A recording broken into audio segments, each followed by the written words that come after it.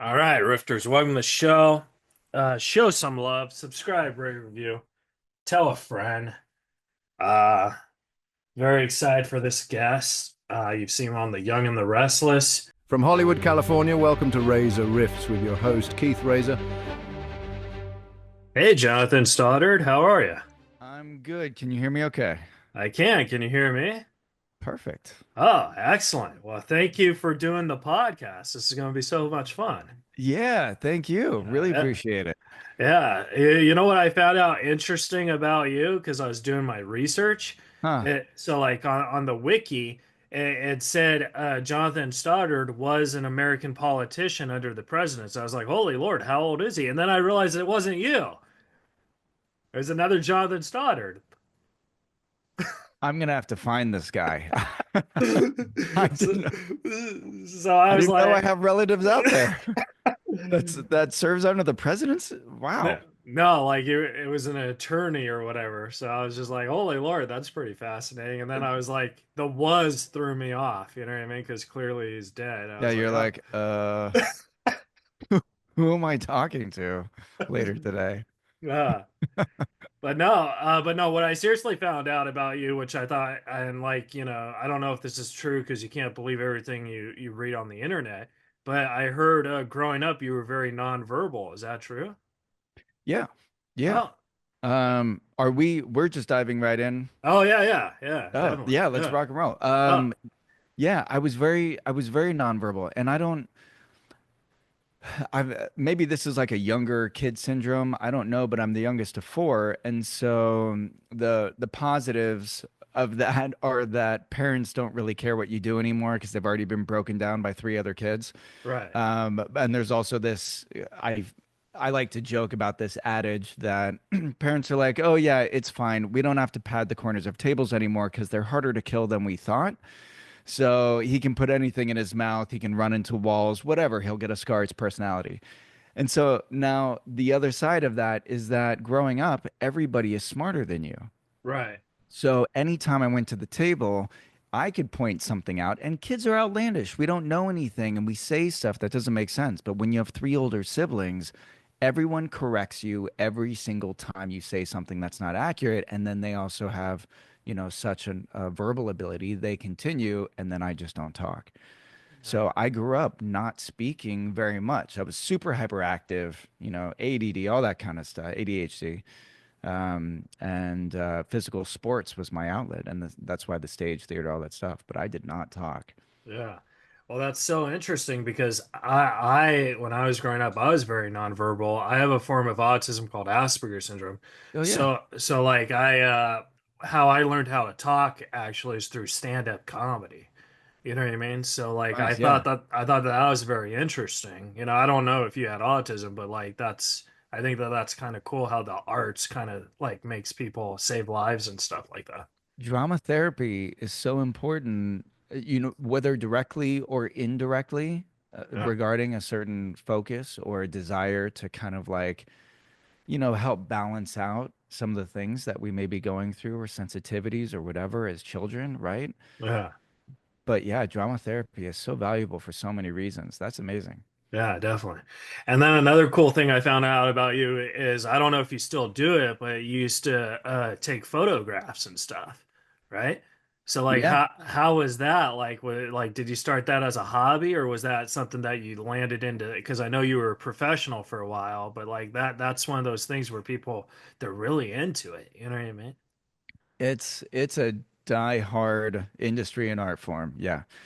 I will say I still take photos. Oh, awesome. Yeah, and I love it because I gotta tell you, man, I when I'm on set and jumping around, especially because I've also just been very fortunate enough to be working a lot, and so when I'm jumping from set to set to set, and then I get home, there's an interesting adjustment period for not being home for 6 months. Yeah. And then or being home for 2 days here, and then 3 months later I'm home for 5 days. It's very small spurts, and it's hard to go from being so incredibly creative on set and collaborative and doing all this stuff with all these people to then laying in bed like, by yourself in a full house, but it's empty and nobody's telling you what your lines are, nobody's getting your coffee order, you don't have collaborate, like there's none of that. So it's very cold turkey from the creative process. So I actually like this is my place and I know it's blurred out in the back, but I have tons of photography stuff still up and over Oh, here.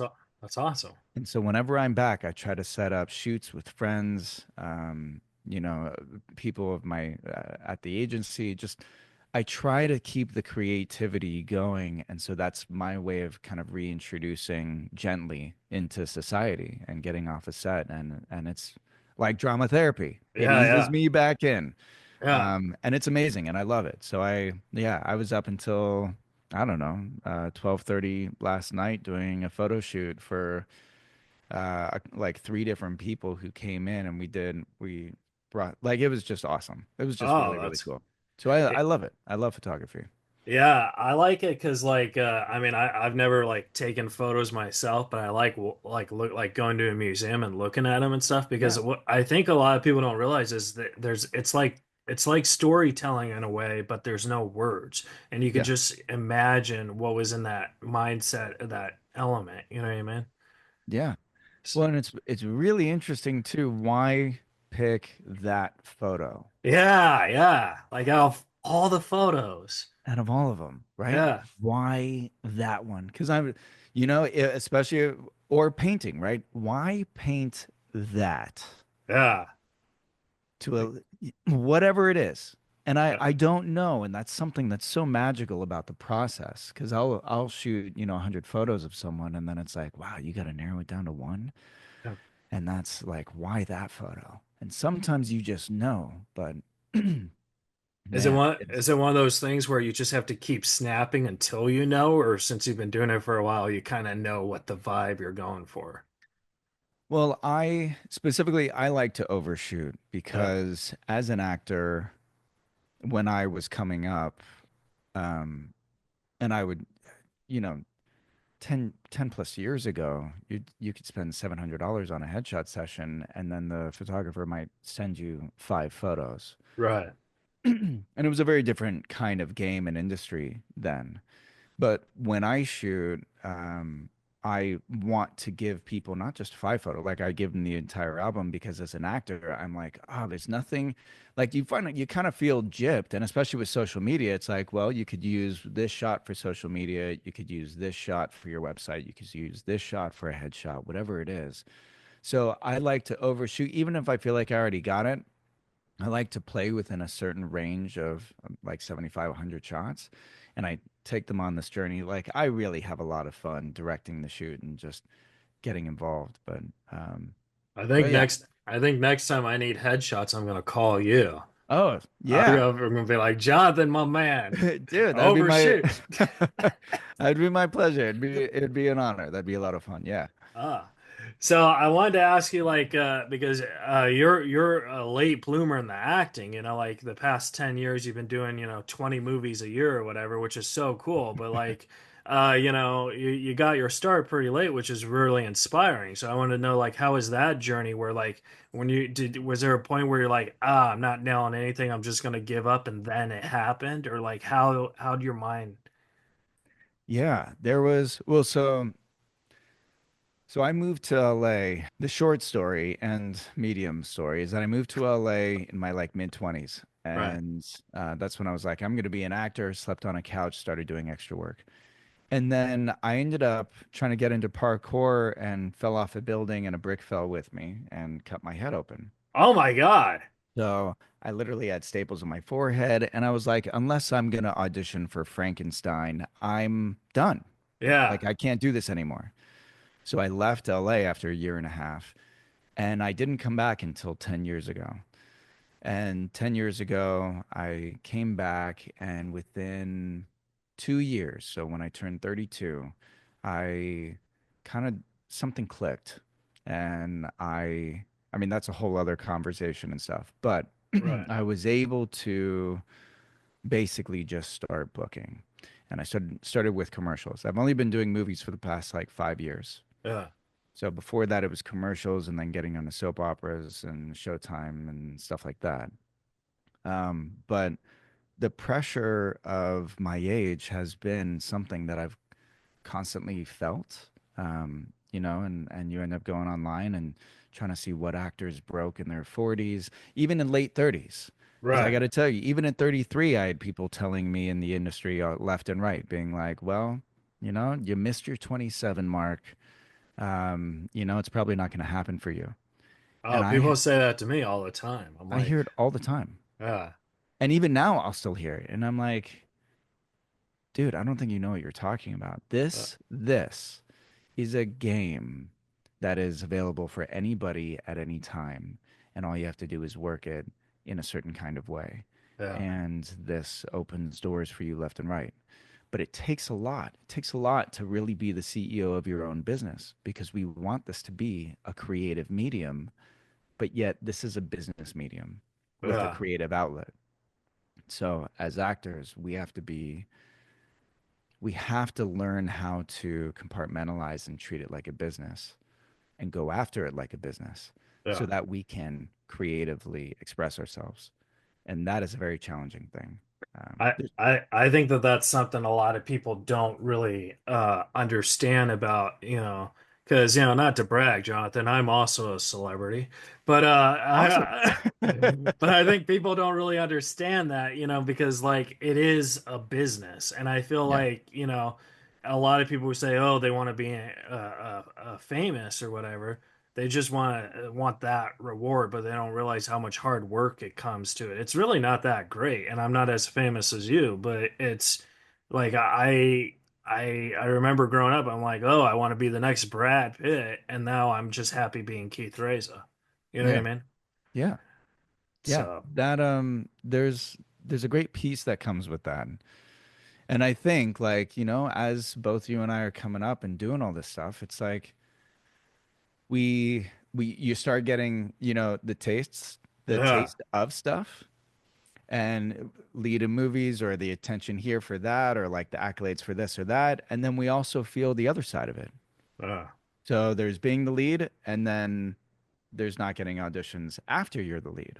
Right? Like you have the fame and then you lose it. You get the attention and then you lose it. And then after a while, like I gotta tell you, I've met some people, the people that I've met that are like, oh God, these celebrities are the worst and blah blah blah. And I'm like, have you ever really met one or really interacted? Because I'll tell you, the biggest celebrities that I've ever met, I would say 90% of them, if not more, 95%, are yeah. the most wonderful, incredible people I've ever met and have the privilege to work with. It's everybody else. And it's because the celebrities are humbled. They're Right. humbled by the journey. They're humbled by having the attention and losing it. It's the game of ambition that makes people not great people because Yeah. they're willing to break their values, break their ethics, break their morals in hopes to try to get to the next level. So those are the people, but those aren't the people that are actually working. Those are the people who want to be working. Oh, for sure, yeah.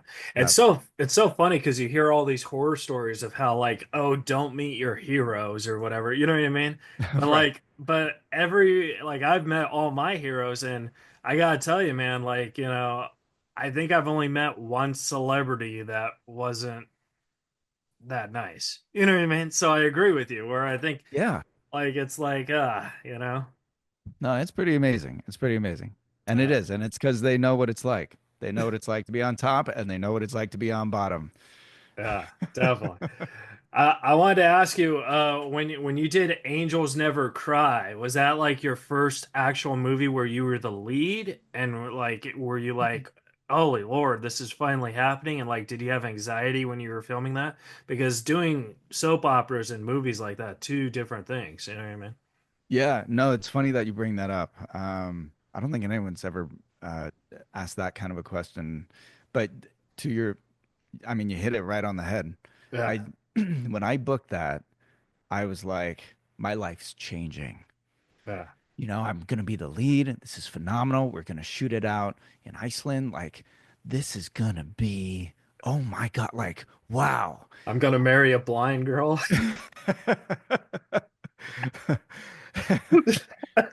And I got to tell you, and it's like, that was I was so naive to the movie making process for like, okay, you shoot it, and then you're like, I'm gonna sit back and wait for the phone to ring.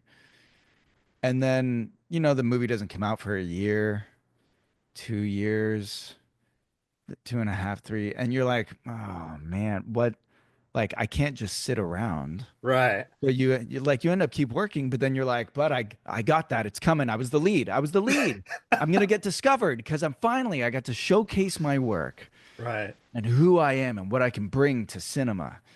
And right, you really build it up the first time. At least I did. I really built it up to your observation, and then it came out. And I mean, now it's not a perfect movie, and I was talking with the director throughout a lot of the process and challenges with post and limits on budgets and all this stuff, and then it gets released, and you're like, oh wow, we really had to cut a lot of corners here and there. So the movie ends up hurting for the final product. Right. And then it's like, oh, and this is that up and down that we were just talking about. It's like you build yourself up like, man, I hit it and something's gonna change as a result.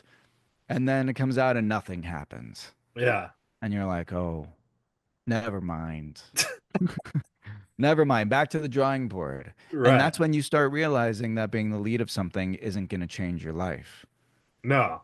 Uh, There's, but I mean, you said like it's not a perfect movie, but do you think in your heart, like honestly, because I know you've done a lot of movies, do you think there is such thing as a perfect movie? I mean, there are things that are pretty close. Yeah, I mean, there's close, but I mean, I don't think there's, I mean, you I mean, know, like like the throw me an example.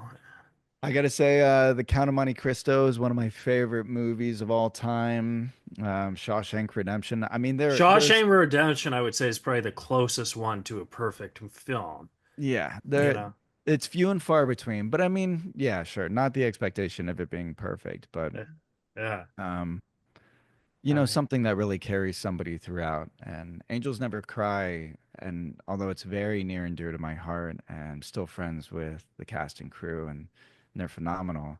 The movie, I think, really had a hard time being everything that it could be uh, because of the budget.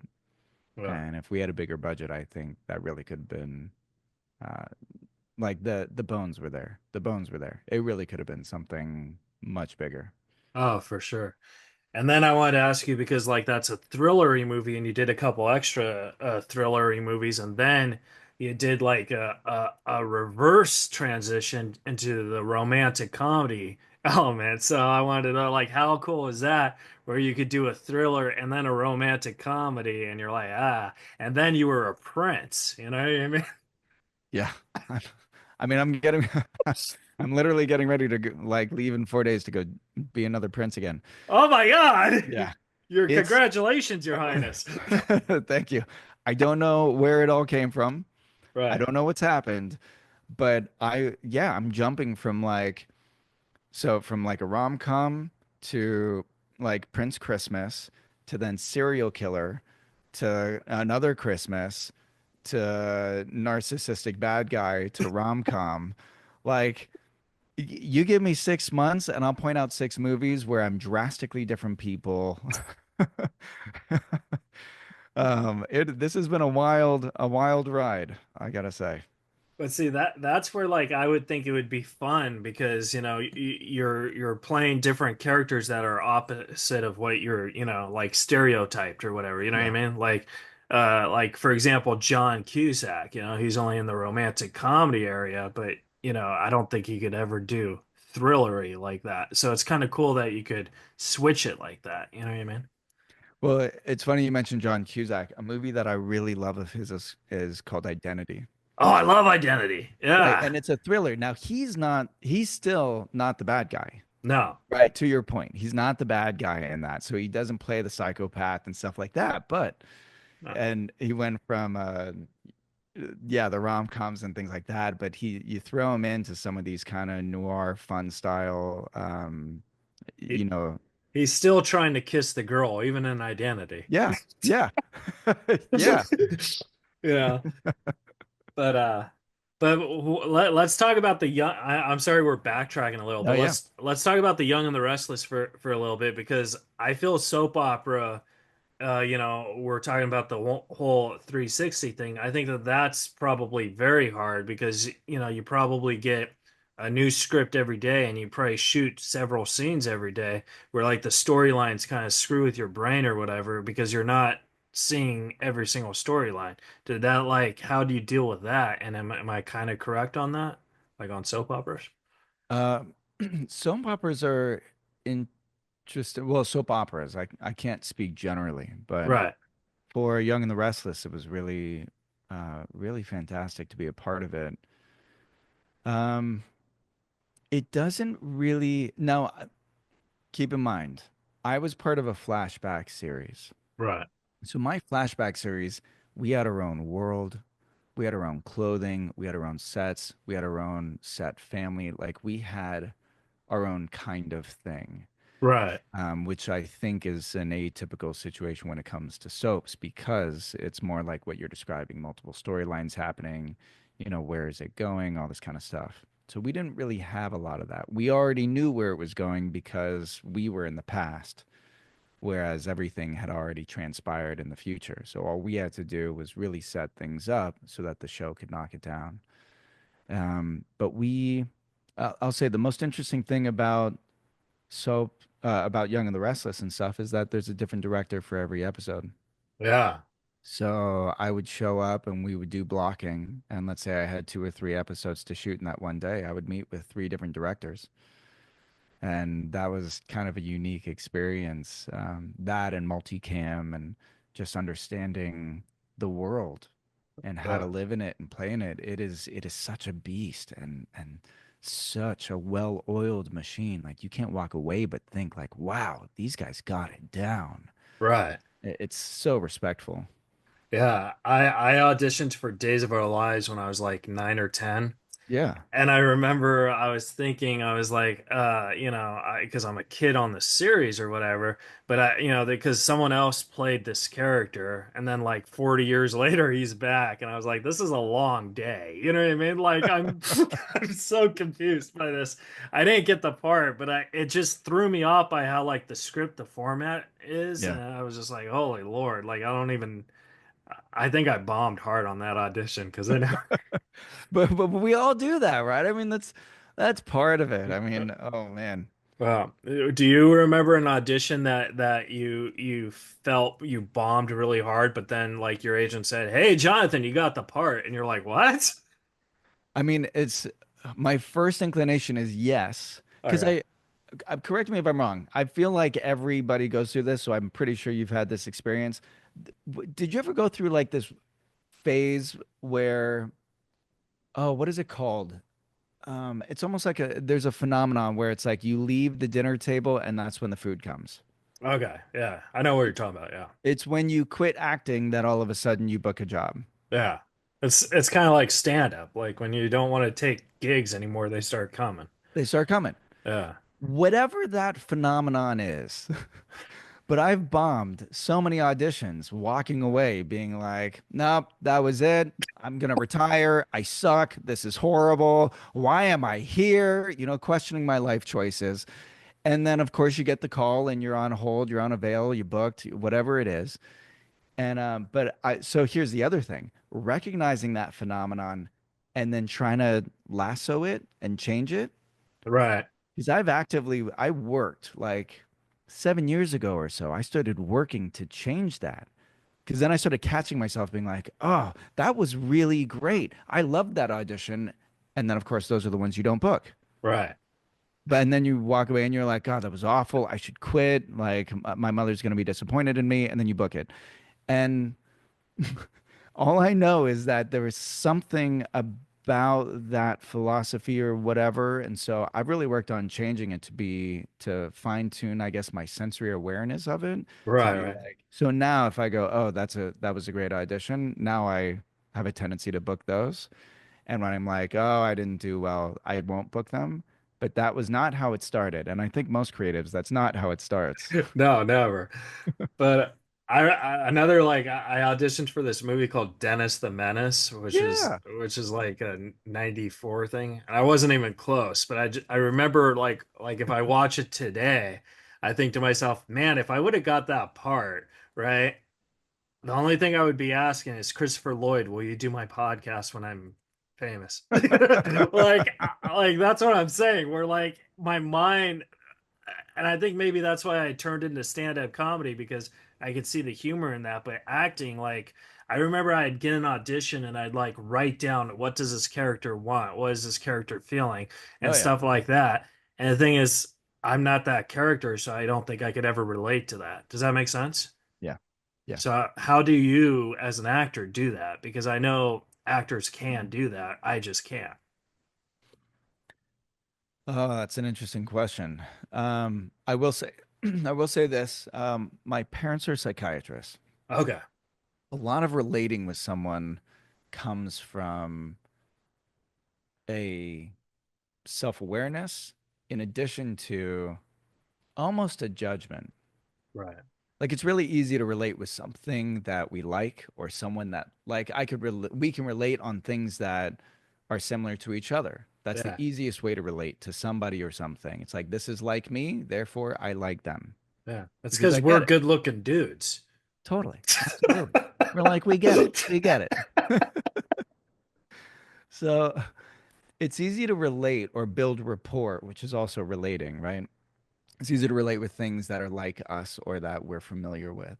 So I think whenever I go into approaching Christmas movies, rom-coms, and then jump to a serial killer, you know, asshole guy or whatever, and then Yeah. back into it, is that if I really do a lot of work on not judging other people's lifestyles and really try to just like allow.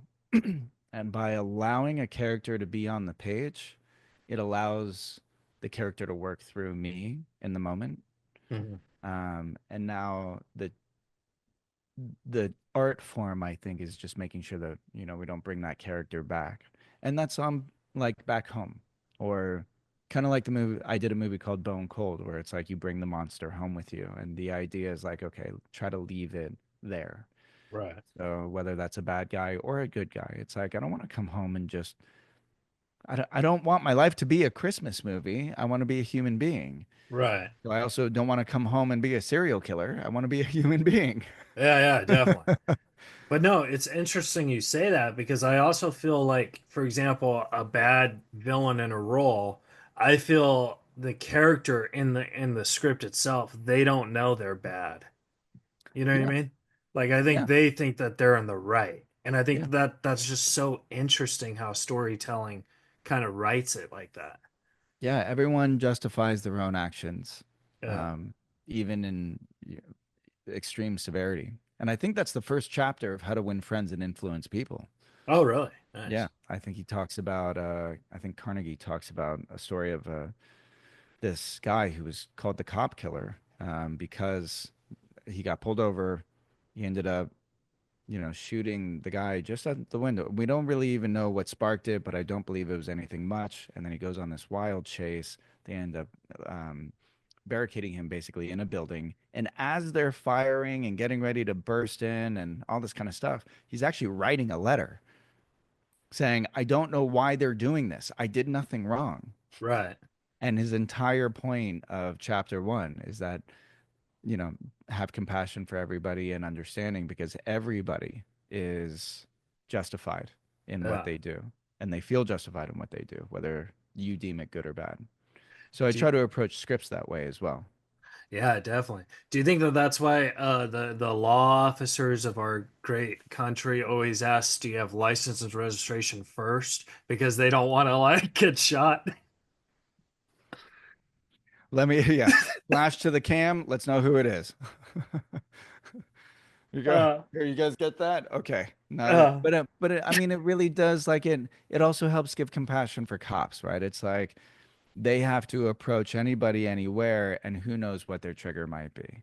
oh Like yeah. someone could pull, you know, someone could try to go after them just because they don't like cops or because they're afraid or whatever, and so it's a lot of compassion. Like it's hard. Yeah. It's so weird because like whenever I get pulled over, I feel I'm a pretty nice guy. I know that's a red flag when a nice guy says that. But so whenever I get pulled over, I'm like usually just like, "Oh, yes, officer," showing him all that respect. And then my friend said it's only because you're white. And then I was like, "Why don't you try being nice?" And he was nice and he got away with it too. And then it was like I think that's the thing people don't realize is just respect, common respect. There's a good chance you're not going to get that ticket or anything. Right. Yeah, Yeah, being nice goes a long way, especially in today's world. yeah. So thank God he didn't find the lady in my trunk. Bad jokes, bad jokes. Anyways, That's going to be a long bleep out of this. but I also wanted to ask you because you're working so much. It seems like you're doing like, are you like filming like 3 or 4 movies at the same time, or how does your schedule do that? Because like that's pretty. It's been a schedule of about a movie a month, almost every month for the last couple years. I mean, barring the strike. Yeah, But not all the movies I'm necessarily leads in. But I'm fortunate enough to do a lot of leads or strong supporting. yeah, But it allows me, if I'm shooting for 2.5 weeks, then I can jump from one production to the next. And all I got to say is I don't know how it's been working out, but it has been, yeah. to where productions will either adjust so that I can finish production on one and jump to another one. I mean, there was a period of time, there was one circumstance where I juggled 3 movies at once, across the country, Oh my God. which was a really wild thing. Yeah, it was just a wild circumstance and situation, but we Yeah, were able to figure it out. Like I was doing, it's basically, working all day, going straight from set to the airport, taking red eyes over to the other side of the country, sleeping on the plane, landing, jumping in a car, going straight to set, working for those 3, 4 days, and then had to go back to finish the other movie and then go to another one.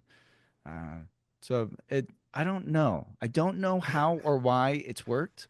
All right. I can say is that it has, and I'm very grateful. This has been a phenomenal experience to say the least. Well, that just means that acting gods really like you because Yes. they're like, hey, we like Jonathan, we'll make it work. You know what I mean? Because there's only 24 hours in a day, and 24 hours is not a lot. No, no, Yeah. no. So But I do my rituals. I burn sage, sacrifice a goat. I try to make the acting gods happy. I'm that's just that. kidding, by the way. No animals are harmed on my journey. No, the rifters, I call them the rifters because they listen. They know this is a comedy podcast, so they know like everything. They know the jokes. You know what I mean? Good. But I have 3 more questions. I wanted to respect your time. Is it Oh cool if yeah, I? Okay. yeah. So Please. I wanted to ask you, like, what's it like when you do like a movie with someone who's like a huge movie star? Like, for example, Mel Gibson, where you're doing the movie and you're like, holy fuck, that's Mel Gibson. You know what I mean? Like, does that play with your head in a way? Yeah, there are only 2 people. Like one, it's just like, oh, this is so cool, and then that is most of it. Yeah. Because at this point, I have so much respect for the journey Yeah. that when I meet other actors, I'm like, oh, if I've experienced some of the like hardship that I've experienced so far, I can only imagine what they've experienced. Yeah. Yeah. Right? Like from the crap to the fans to like whatever, I can only imagine, or the sacrifices they had to make, Yeah. and the isolation or hotel rooms. Like I can only imagine what they went through. And so I'm able to meet them face to face with a huge amount of compassion and respect. The other side of it, though, there are 2 people, from Mel Gibson to, Vivica A. Fox. Oh my God, she's so great. Dude, like huge childhood crush. Right. Huge. And I was like, "Oh, cool, cool, cool. I'm gonna do. I have a couple scenes with her. This is gonna be great. I'm a man now. I'm an adult, right? Like all this kind of stuff." She gets in the room, and let me tell you, that is like I was reduced to a 13-year-old boy. My lines were gone. Nothing fell out of my face. Like words were not forming. And she is just such a powerhouse of a woman. She's just so wonderful. Yeah. But yeah, she's somebody that I was not expecting to get starstruck on that level. Yeah. But I have another Mel Gibson question. When you met him, did you ask him what women want? Oh, oh, no, but that would have been great. I should have. that's for the next script you do with them. It's a great movie. Yeah. I wanted to ask you, like, what's the difference, like, because you've done a lot of Hallmark movies too, and you've done a lot of regular films. Like, what's the difference on script tone wise? Because I know a script is usually 90 to 120 pages, but on a Hallmark movie, I don't know if that's the same rule or if they just try and write it fast. Well, a lot of TV movies in general have to fit within an 86 minute Okay. uh, range. Right. And so they try to keep deliverables there. And yeah, I will say it's kind of tough. I mean, if you're shooting a rom-com for Netflix, it's a different tone, a different style. When I'm teaching or working with other actors and stuff like that, one thing that I always like to point out is that if I gave you a character breakdown Uh-huh. for an HBO show, that same character breakdown for an HBO show should be done differently versus if it's a character breakdown for a Disney show. Oh, for sure. Yeah.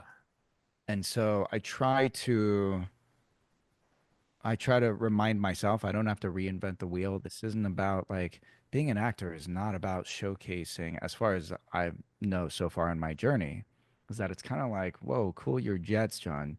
You don't have to be the Shakespeare of acting. You don't have to try to like show everybody, angels sing and like this is what true acting is, which I came into the industry with this idea that I was gonna blow everybody away and reinvent the idea of acting and all this kind of stuff. And I was going to give it everything I have.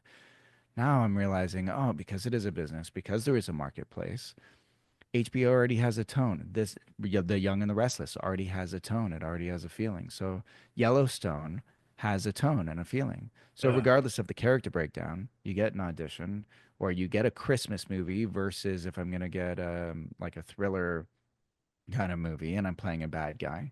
It's like, well, understand that the technical aspects, how I hold my face, where I hold the pressure or stress, where the volume and the tonality of my voice is, like all of that changes. Oh, yeah. Everything is going to change. And so I try to bring a fresh look on or awareness to where I am. And so far it seems to be working. Otherwise, I don't think I would keep being brought back with such a wide range of characters. So I'm That's grateful because the for that. acting gods got your back. Just saying. But no, that's so true because I take screenwriting and my teacher when he teaches he says yeah, so like whenever you're doing an elevator pitch you just pitch the idea, and if it doesn't work you just say the Lego version, and then they'll like it immediately, you know. That's fun. Yeah, because like who doesn't like Legos? I don't know. Yeah. So like I could pitch you a Lego version. Hallmark movie, and then I could be like the Must Love Dogs, the Lego version Hallmark movie. That's Y- fun. I like Yeah, that. you would be interested. You know what I mean? Yeah. So, I like that. all right. So I have two more questions. This one's kind of quick. If you were a Ben and Jerry's ice cream flavor, Jonathan, what would your name and what would it be? Like, what would your ice cream be? Oh, come on, man. I don't know how to answer that. Can I just tell you what my favorite was growing up? Of course, of course. Because otherwise I have to like think about stuff and we're gonna have a lot of radio silence on this podcast. Um, so I will say growing up, it was Cherry Garcia. Okay. My sister and I would get pints of that and in an afternoon, one sitting, just take it down. Love it. Love it. So yeah, I don't know what I would be. I'd have to think about that. I get a little too heady sometimes. Okay, maybe that was a tough question, but I apologize. No, But yeah. but you could call it the acting god ice cream, right? And Right. then And it might be have like a picture of Zeus. yeah, and then like little chocolate sprinkles and I don't know whatever you like, but like marshmallows and caramel. I don't know. Yeah, I don't, all of that sounds good. Yeah. Well, I'll Uber Eats you right now for doing the All right, deal. podcast. All right. And then my last question for you, and this is like a spirit question, I guess. If you could go into a time machine and talk to a younger version of yourself, and knowing everything that you know now, what would you tell yourself? I would encourage myself to, I mean, I would say, I would translate a few things. Okay. I would say start praying and manifesting sooner, Mhm. because now that's a practice that I really value and appreciate. I would say, um, just because I recognize things within myself, like certain virtues, values, morals, ethics, things like that, it doesn't mean by default I should assume other people will share those same values, morals, ethics. Oh my God. That was something that really, those have been some super hard lessons Yeah. of like, oh, well, I have this level of integrity. Doesn't everybody? Or, yeah, we communicate, we have a handshake deal. I'm going to honor my side of the deal. And A lot then, of people don't honor that and a deal. lot of people don't. And you see that in movies and stuff, and you hear about it, but just because we hear about it, at least for me, like I heard about it, but I was like, no, no, no, that's other people. Total denial. Yeah. That would happen to me, that people would do that to me because they would recognize I was such a good guy. They would recognize I was such a nice guy. Why would they want to do that to me? They're going to It's want to like follow through. it's like taking advantage in a way. So I I think if I went into the idea of a little bit more caution and art form, developing the art form of communication and deal making with other people, Yeah. opposed to just blindly assuming we all have integrity and care to honor it. That's not the case. But if there's an art form, an artful approach to communicating with other people in negotiation and deal making, then there's a lot of pain that can be avoided. So Yeah. I would go back um, and do that. And then the third thing I think would be something to do with healing, something to do with um, it's healing well in combination of ambition. Because, like we were talking earlier, sometimes the idea of ambition, if we get or if we feel pressured enough, Yeah. ambition means like if we get really ambitious, we might start breaking the rules or doing things. And a lot of the reason why I've been as successful as I've been is because I started breaking the rules. Yeah. And agents and managers would say, don't reach out to casting, don't do this, don't do that. And then I was like, I started getting older and I started pushing back and being like, screw you guys, I'm going to do it anyway. Oh no, I'm the same way. Yeah. And you started getting results. Yeah, because I'm the type of person where, look, if the answer is no, it's fine. My feelings won't get hurt, but just let me know no instead of, oh, they're gonna offer it to someone else. Like, you know what I mean? Just Yeah. Ghosting. yeah, like I have Asperger's. I don't see ghosting. So just say yes or no. Being blunt with me is way better. You know what I Yeah. mean? Yeah. Yeah. So That level of communication is amazing. And we are not afforded that in our industry. yeah. God, I'm so glad you said that and you didn't say Jonathan. This is Jonathan from 2025. Oh, have Ah, people done that? oh yeah. They say, "Hey Jonathan, if Keith Reza asks you to do his podcast, say no." Oh, I should have done that. That would have been funny. Ah, see, I try to get all sincere and like, because I'm getting ready for a Christmas movie. So I'm already in this feeling of sincerity. Oh man. Can't Well, you imagine snowflakes coming down as I'm like healing and ambition? I'm gonna add snowflakes on your answer. Nice. But where can the folks at home follow and support you? You have a social media or a website you want to plug? I mean, yeah, my website's outdated at the moment. I got to do a whole marketing rebrand and all that kind of stuff. My Instagram, John Stoddard official. And then other than that, yeah, I'm trying to get more socially involved in the community. So Yeah. that's something that I'm working on because otherwise, jumping from movie to movie to movie, I have a tendency to Yeah. I disappear, and it's because I'm working so much. But I'm 2025 for me is really about changing that. So I'm saying no to projects and starting to spend a little bit more time at home and building stuff so I can have routines and structure and then go after the really big things because I want to start working with the big guys now, Like John Cusack. like you, Zach, and Ben Stiller. I mean, oh my God, can Oh, you Ben Stiller's the like? greatest. I saw that he directed Severance. I was like, come on, You gotta I want get on that. You would I be want to work perfect. with him. Oh my God. You That'd be gotta, amazing. And I mean, the actors in that are phenomenal, and so I'd love to work with all of them as well. But Ben Stiller specifically, what a phenomenal man. yeah. Oh my God. We, dude, this is another podcast. I could talk all about like Stiller and stuff, but Yeah, I want to respect your time. Hey, seriously though, thank you so much for doing it, man. And yeah. Thank you. thank you for being my best friend for 45 minutes. It really meant a lot to me. Yeah, no, this is great, dude. Thank you. Uh, This all is a lot of right. fun. All right, Jonathan. Well, we'll have you back soon. And until then, enjoy being a prince. Thanks. All right. Thank And you. Have a great afternoon. Thank you, man. all right, guys. That was the episode. Subscribe, rate, review, and we'll see you guys next week on Reza Riffs. Big music cue.